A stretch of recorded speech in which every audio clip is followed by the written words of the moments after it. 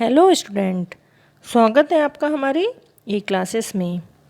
आज हम हमारी हिंदी पाठ्य पुस्तक बसंत का पाठ 10 अपूर्व अनुभव पढ़ेंगे।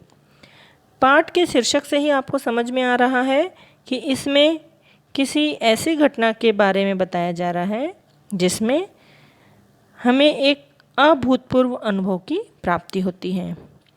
तो यह स्टोरी तेत्सुको कुरियानाकी द्वारा लिखित है और जिसका हिंदी अनुवाद किया है पूर्वा याज्ञिक कुशवाहा ने। तो यह स्टोरी है, एक संस्मरण है और जापानी भाषा में लिखा है जो आपकी पाठ्य पुस्तक में अनुवादित रूप में दिया गया है। इस चैप्टर के बारे में आप लोग समझ लीजिए। 2 बच्चों की इसमें कहानी बताई गई है। एक बच्चा है तोत्तो-चान और एक है यासुकी-चान।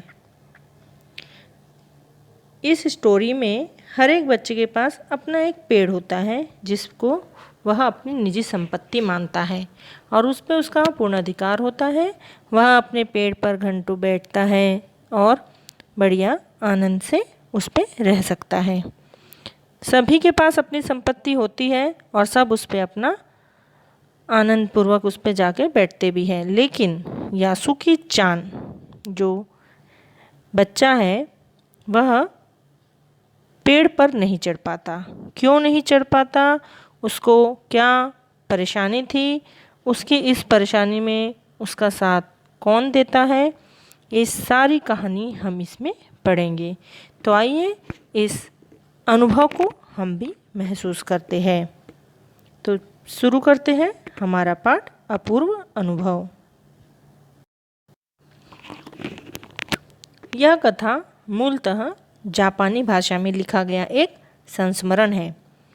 इसमें तोमाई में पढ़ने वाले 2 बच्चों के विषय में बताया गया है। यहाँ हर एक बच्चा एक एक पेड़ को अपने खुद के चढ़ने का पेड़ मानता था। वह उनकी निजी संपत्ति होती थी।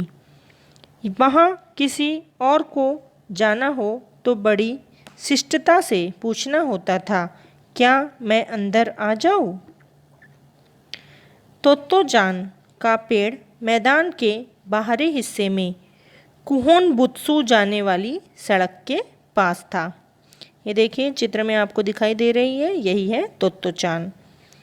उस बड़े से पेड़ पर चढ़ने पर पैर फिसलने लगते थे, लेकिन ठीक से चढ़ा जाए तो जमीन से 6 फुट की ऊंचाई पर स्थित द्विशाखा अर्थात पेड़ की ऐसी शाखा तो 2 भागों में बटी हुई हो तक पहुंचा जा सकता था। यह झूले जैसी आरामदेह जगह थी।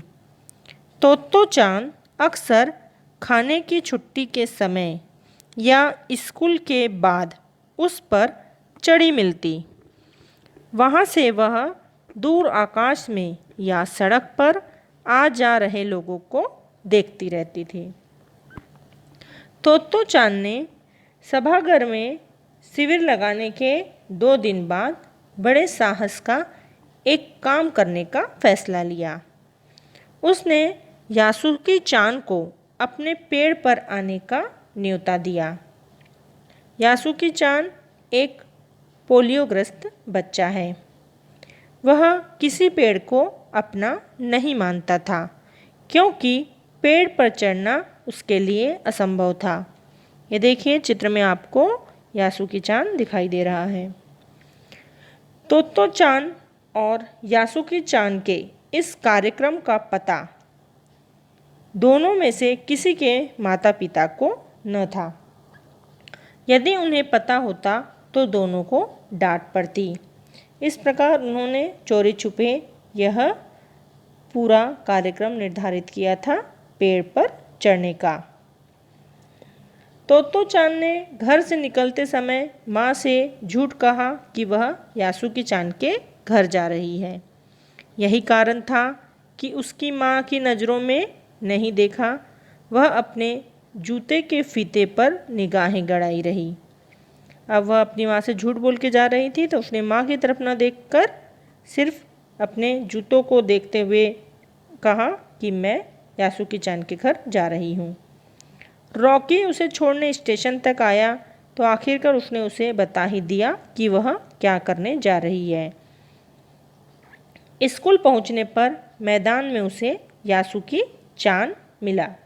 दोनों बहुत ही अधिक उत्तेजित थे। एक दूसरे से मिलकर वे हंस पड़े। तोत्तो चान उसे अपने पेड़ के पास ले गई। वहाँ वह चौकीदार के यहाँ से एक सीढ़ी उठाकर लाई। देखिए चित्र में आपको सीढ़ी दिखाई दे रही है।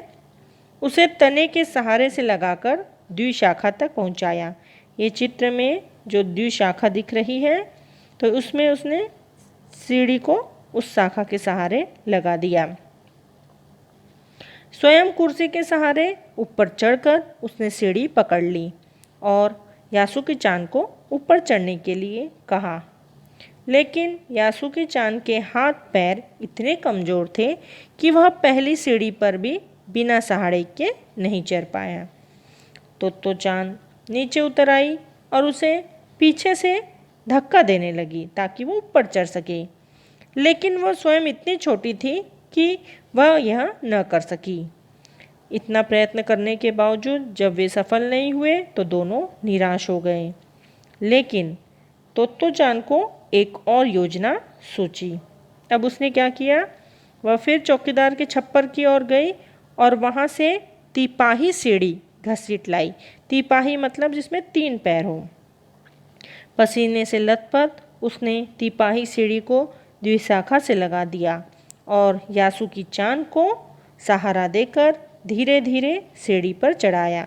ये देखो चित्रों में दिखाई दे रहा है आपको किस प्रकार उसने तिपाही सीढ़ी से यासुकी चान को धक्का देते देते ऊपर अपनी शाखा तक पहुंचाने का प्रयत्न कर रही है। दोनों जान न पाए कि यासुकी चान को ऊपर चढ़ने में कितना समय लगा। यासुकी चान सीढ़ी के ऊपर तो पहुंच गया और तोत्तो चान सीढ़ी से छलांग मारकर पेड़ पर पहुंच गई, लेकिन यासुकी चान को वहां से सीढ़ी पर लाना बहुत मुश्किल हो गया। दोनों को अपनी सारी मेहनत बेकार लगने लगी। तोत्तो चान का रोने का मन होने लगा, लेकिन वह रोई नहीं। उसने यासुकी चान को लेट जाने को कहा और उसका पोलियो वाला हाथ पकड़कर उसे द्विशाखा पर खींचने की कोशिश करने लगी। उस समय अगर कोई बड़ा उन दोनों को देखता तो जरूर चीख पड़ता। दोनों बहुत खतरा उठा रहे थे। काफ़ी मेहनत के बाद दोनों आमने सामने द्विशाखा पर थे।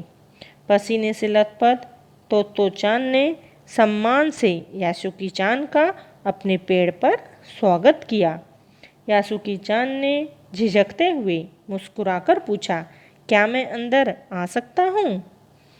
इस प्रकार दोनों ने पेड़ पर चढ़ने का जो अपना निश्चय किया था वह कार्य आखिर कड़ी मेहनत के बाद कर ही डाला।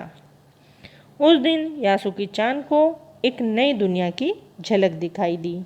जो बच्चा पोलियो से ग्रस्त है उसने सपने में भी नहीं सोचा था कि वह पेड़ पर चढ़ सकता है, लेकिन आज उसको इसका एक अपूर्व अनुभव हुआ कि पेड़ पर चढ़ने पर किस प्रकार दुनिया दिखाई देती है। वहाँ बैठे बैठे दोनों देर तक इधर उधर की बातें करते रहे।